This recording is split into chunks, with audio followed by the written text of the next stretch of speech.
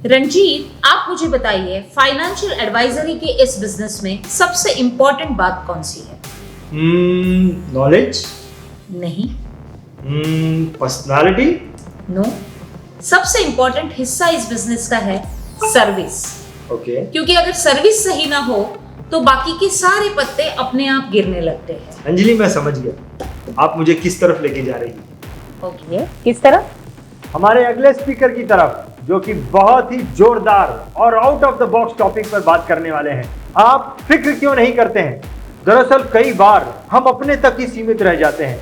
धंधा मिल गया मतलब काम हो गया।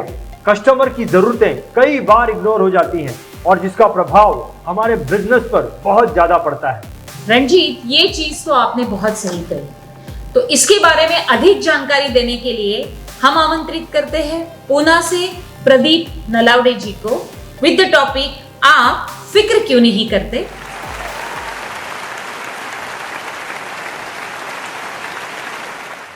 नमस्कार दोस्तों, मैं पूना से प्रदीप नलावड़े बात करने का सौभाग्य मिला है मुझे आपसे।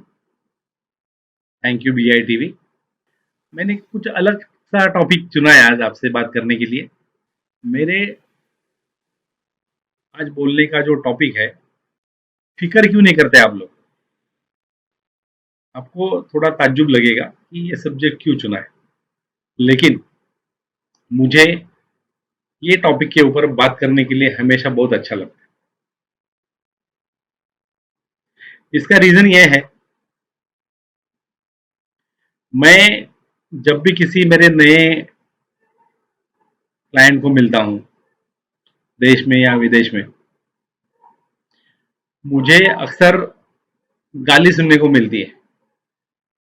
और in English people use bad words about the profession we are having. क्यों ऐसा?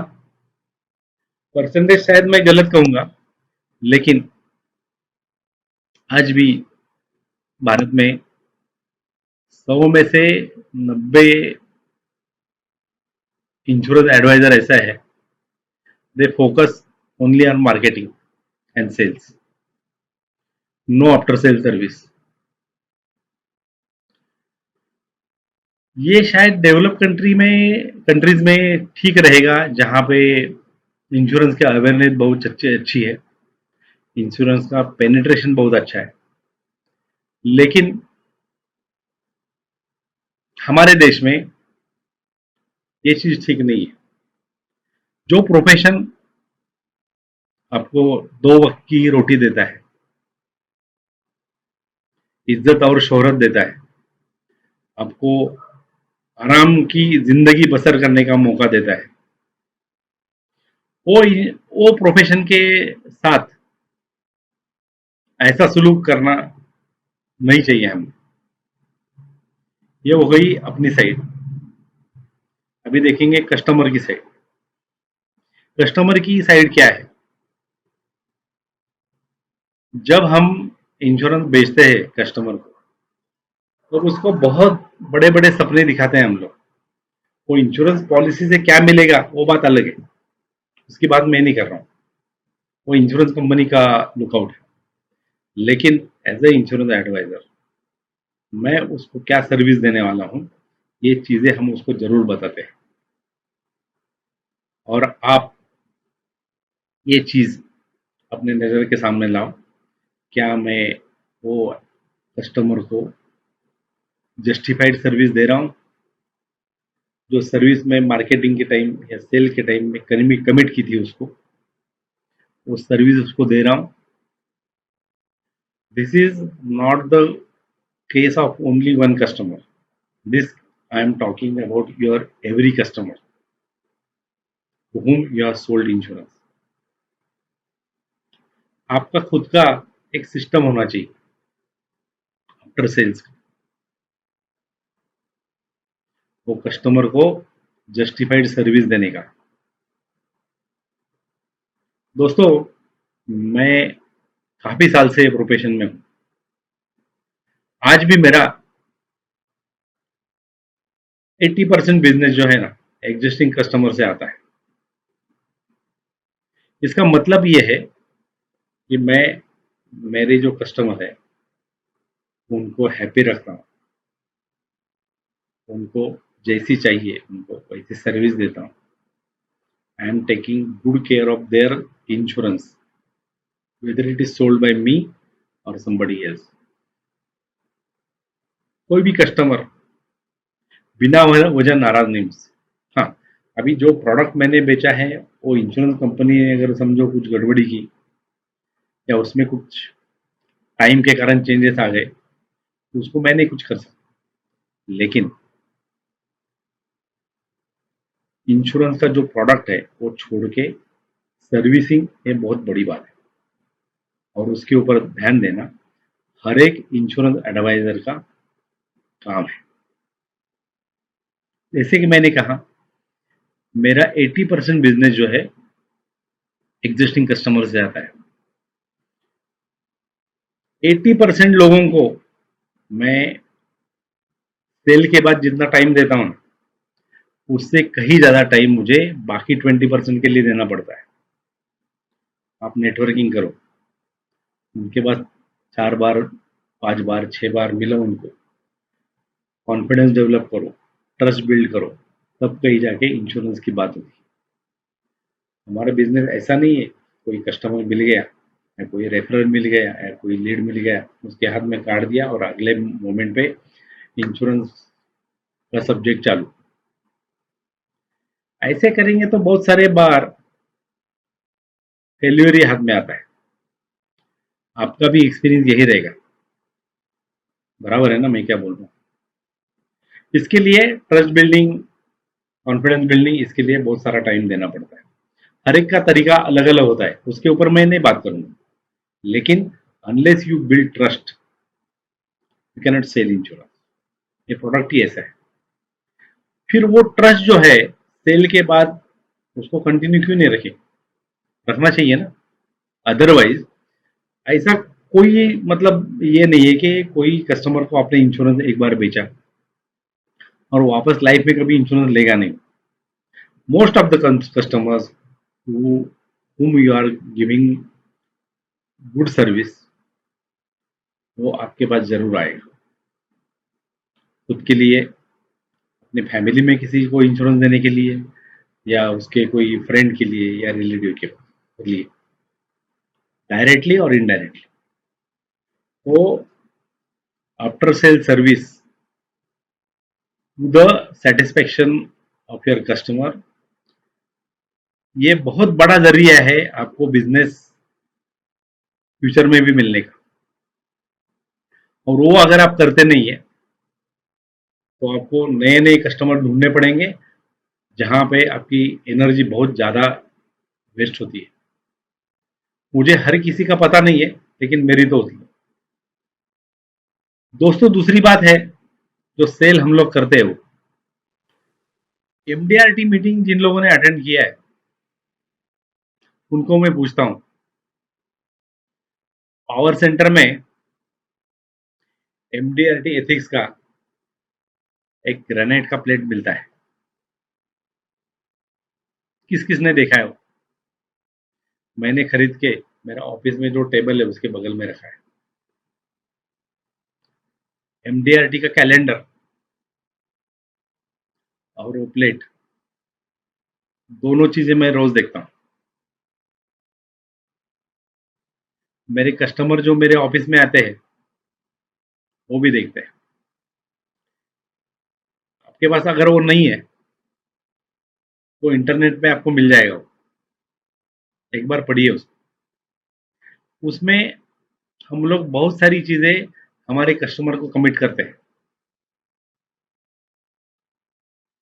और वो चीजें जैसे कमिट करते हैं वैसे हम लोग अप्लाई करते हैं हमारे प्रोफेशन में, तो उसके जैसा सेटिस्फेक्शन और कहीं नहीं मिलेगा। ये मेरा दावा है। दोस्तों, पहली चीज आती है कॉन्फिडेंशियलिटी। हमारा प्रोफेशन ऐसा है ना कि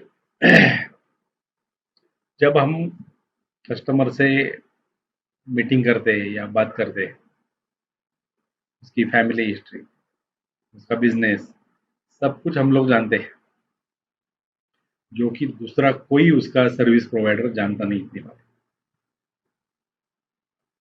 उसके वाइफ का जन्मदिन क्या है, उसकी वेडिंग एनिवर्सरी कब है, वो बच्चे कितने हैं, उनका जन्मदिन कब है। बहुत ज़्यादा इंथुजियास्टिक इंश्योरेंस एडवाइजर रहेगा तो उनके मम्मी का बर्थडे क्या है, पिताजी का क्या है, उनकी वेडिंग एनिवर्सरी कब है, भाई बहन सब सारी चीज़ जान लेता है। Don't you think this information is confidential? खैर, उसका बिजनेस क्या है, प्रॉफिट कितना कमाता है, टर्नओवर कितना है, सब चीज़ें जानते हैं हम लोग। उसका इंश्योरेंस क्या है एग्जिस्टिंग, नया क्या लिया है, all this things are confidential. उसका जिक्र हमने कहीं भी और कभी भी नहीं करना चाहिए। उसमें शायद आपका लाभ भी रहेगा या नुकसान भी रहेगा, but no, this MDRT teachers confidentially maintain करना चाहिए। दूसरी चीज मैंने शायद पहले भी कहा है, प्रोडक्ट सेलिंग में ज़्यादा फोकस मत करो, यू शुड सेल इंश्योरेंस। उसकी नीड क्या है उसको अंडरस्टैंड करो और फिर बेचो। अदरवाइज क्या होता है ना, टीवी पे जो ऐड आता है ना, निरमा या कोई उजाला या कोलगेट, ये वो सब इंश्योरेंस कंपनियां भी इंश्योरेंस का एडवर्टाइज करती है, ऐसे प्रोडक्ट का एडवर्टाइज नहीं करती है। और अगर करती भी है तो कुछ मौके पर करती है, बच्चे का इंश्योरेंस या रिटायरमेंट प्लानिंग या लाइक दैट। तो मेरा कहना ये है कि पहले कस्टमर की नीड को समझो। शायद उसने कहीं से सुना होगा कि मुझे ये पॉलिसी लेनी है, ये प्रोडक्ट लेना है, तो ये कहो कि let me understand your background, मुझे आपका बैकग्राउंड जान लेने दो पहले, फिर मैं आपको सजेस्ट करूंगा कि आपको ये पॉलिसी की ज़रूरत है।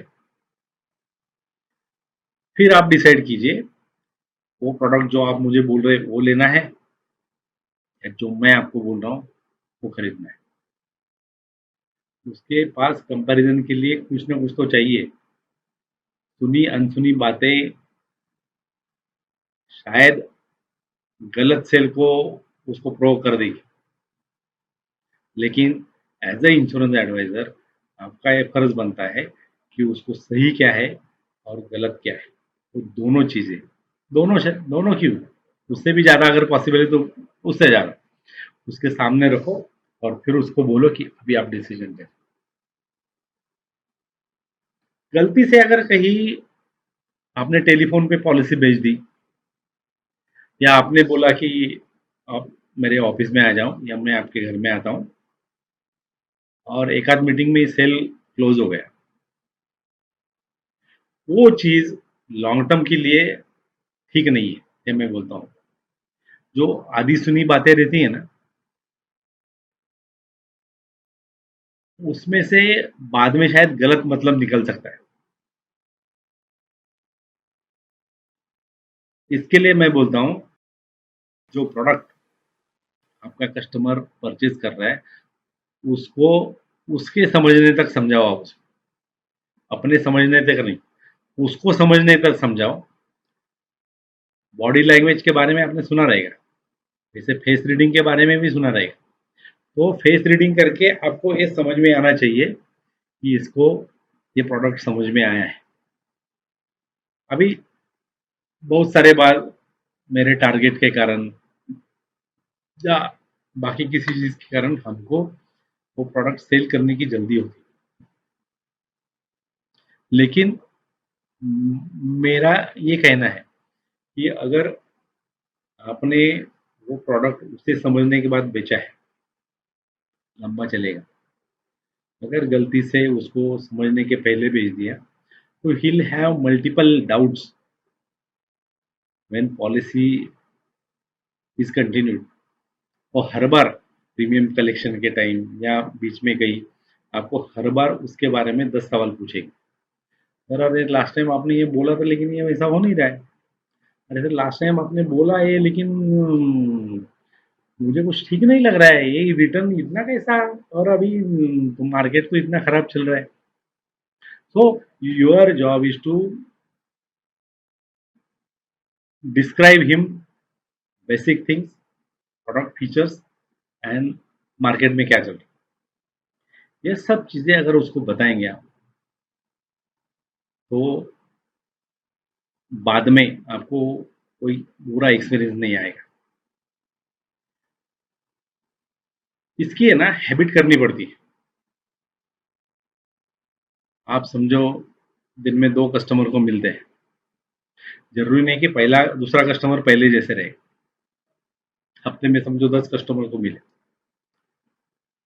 हर एक बंदा उसका बैकग्राउंड अलग रहेगा, उसका क्वालिफिकेशन अलग रहेगा, उसका एक्सपीरियंस अलग रहेगा, उसका एज अलग रहेगा। डॉक्टर के पास जाता है कोई कस्टमर, तो डॉक्टर हर एक को सेम दवाई नहीं देता है। हमारे प्रोफेशन में भी वही चीज है, हर एक को एक ही प्रोडक्ट बेचने की कोशिश मत करो। उसमें क्या होगा, तो हमारा काम भी मोनोटोनस हो जाएगा और धीरे धीरे कन्वर्जन रेट है ना वो कम होते जाएगा। फिर अपने आप को ही समझ में नहीं आएगा, यार पिछले महीने में 15 पॉलिसी बेची, ये महीने में 8 ही बेची या 4 ही बेची। ऐसा मोनोटोनस काम मत करो। जो भी कस्टमर मिलेगा उसकी हर एक चीज को समझ लो, जान लो, फिर उसको सलाह दे दो। उसमें आपको भी मजा आएगा और कस्टमर भी बोलेगा, यार बहुत दिन के बाद कोई सही बंदा मिला है। मेरे पास ऐसे बहुत सारे एग्जाम्पल है कि मैंने बहुत टाइम लिया है वो सेल करने में, लेकिन सेल होने के बाद वो कस्टमर मेरा फ्रेंड बना है या फैमिली फ्रेंड बना है और पूरे लाइफ के लिए मेरे साथ जुड़ गया है। एक एग्जाम्पल बोलता हूँ, यही साल किसी ने मुझे रेफरल दिया। एक मेरे सिटी में ही क्लाइंट है, उसकी खुद की एक कंपनी है सॉफ्टवेयर में। उससे के कस्टमर ज़्यादा करके जापान में है और कस्टमर भी ज़्यादा करके जापान में ही रहते हैं। He has got 2 phone numbers, one is Japanese and other is India. जिसने मुझे उसका रेफरेंस दिया था उसने भी बोला था कि mostly he is into Japan, बहुत कम टाइम यहाँ पे रहता है, तो शायद आपको रिस्पॉन्स मिलने में टाइम लगेगा। उसकी वाइफ ऑफिस देखती है, ऑफिस में कम से कम 40-50 लोग काम करते हैं। फिर एक दिन उसका मुझे फ़ोन आया कि ऐसे ऐसे XYZ बंदे ने मुझे आपका नंबर दिया है and will you work for me. सवाल थोड़ा अजीब था क्योंकि हम लोग नॉर्मली इंश्योरेंस में जो लोग काम कर रहे हैं वो किसी को ऐसे ही मना नहीं करते। तो मैंने उनको बोला कि सर आपका रेफरेंस बहुत अच्छे मेरे फ्रेंड ने दिया है and I will be happy to serve you. फिर मीटिंग फिक्स हो गई। मीटिंग क्लाइंट के वाइफ के ऑफिस में थी। वाइफ ने बोला कि सर को आने को थोड़ा टाइम मिल लगेगा, इनिशियल डिस्कशन हम लोग चालू करते हैं। तो उन्होंने उनका जो पहले का जो कुछ इंश्योरेंस था वो सब मुझे बताया, फैमिली हिस्ट्री बोली, बिजनेस क्या करते, सब चीज़ें बताई। फिर मीटिंग के खत्म होते होते सर आ गए। सर ने पहला क्वेश्चन पूछा कि हमारा जो भी इंश्योरेंस का रिक्वायरमेंट है, will you take care of everything? I said yes, yes sir, definitely yes. आपने मुझे हाँ बोला है, लेकिन ऐसा काम आपने कितने कस्टमर लोगों के लिए किया है? अभी इसमें इंश्योरेंस पूरा मतलब ही वॉज कीन इन asking for services for life insurance also and general insurance also. मैंने बोला सर ऐसे कम से कम 50 कस्टमर रहेंगे। मेरे नज़दीक कितने हैं?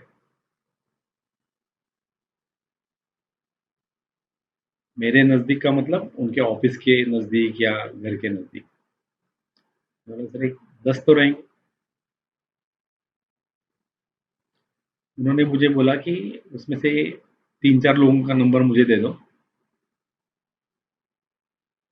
मैं उनसे बात करूंगा और फीडबैक ले लूंगा उनसे। If I am satisfied then my wife will give you call. दोस्तों, बिल्कुल आसान नहीं है ऐसे केस में सेल होना या वो कस्टमर हमारे प्रोफाइल में ऐड होना। मैंने पूछा सर ये नंबर मैं आपको तो अभी दे दूं या बाद में दिया तो चलेगा? He said you decide. फिर मैंने बाहर निकल के मुझे जो कस्टमर के नंबर ठीक लगे उनसे बात किया पहले कि ऐसे ऐसे मेरा एक नया कस्टमर होने जा रहा है and he is asking for some referrals, so I am giving your number. Luckily सब लोग बहुत खुश हो गए कि अरे यार व्हाई नॉट, तुम इतनी अच्छी सर्विस देता है हमको तो उसको क्या और भी 4 लोगों को हम लोग रेफर करेंगे ना तुमको। ऐसा भी होता है क्या आजकल? मुझे उनसे रेफरल मिले कि नहीं वो भी मैं बोलता हूँ आपको, लेकिन मैंने उनसे बात करके फिर मेरे नए कस्टमर को उनके नंबर शेयर किए। आई वॉज लिटिल टेंस कि क्या बात होगी, क्या सवाल पूछेंगे। बट 8 दिन के बाद कस्टमर के वाइफ का फोन आया मुझे कि अगला मीटिंग कब करना है। I said ma'am I was waiting for your call. तो फिर अगली मीटिंग हो गई, उनको मैंने समझाया क्या क्या करना है। सेल होने को थोड़ा टाइम लगा because people very busy in their routine. Almost 1.5 month में पूरा सेल हो गया and I sold good amount of insurance to them. जब मीटिंग सेल खत्म हो गया, वो पॉलिसी की रिसीट देने के लिए मैं जब गया तब मैंने फिर वो मैडम से बात छेड़ी कि मैडम मैंने सर को 3 लोगों के रेफरेंस दिए थे तो सर ने बात की क्या उनके साथ? क्या लगता है क्या जवाब आया रहेगा? मैं खुद 1 से 1.5 महीना बहुत मतलब मेरे माइंड में ये चल रहा था कि इन्होंने उनको फोन किया रहेगा कि नहीं। मैं मेरे कस्टमर से भी पूछ सकता था लेकिन मैंने पूछा नहीं। दोस्तों, आपको सरप्राइज लगेगा बट मैडम टोल्ड मी जो कॉन्फिडेंस से आपने वो कस्टमर के नंबर सर को दिए, सर को जरूरत ही नहीं पड़ी उनको फोन करने की, बल्कि वो जो 3 नंबर आपने दिए उनको 3 में से 2 सर के फ्रेंड है। तो उनका चॉइस क्या है या उनका काम करने का तरीका क्या है ये सर बेहतर जानते हैं। इसके लिए उन्होंने उनको फ़ोन किया नहीं और उन्होंने भी मुझे बोला कि this is a right person for our job और किसी से इंक्वायरी करने की ज़रूरत है नहीं है या कहाँ जाके चेक भी करने की ज़रूरत नहीं। दोस्तों, ये बातें अक्सर होती रहती। हाँ, एक बात रहेगी, जो मेरे कस्टमर जो एग्जिस्टिंग कस्टमर थे उनके साथ जो मैंने बात की थी वो मैं बोल रहा हूँ।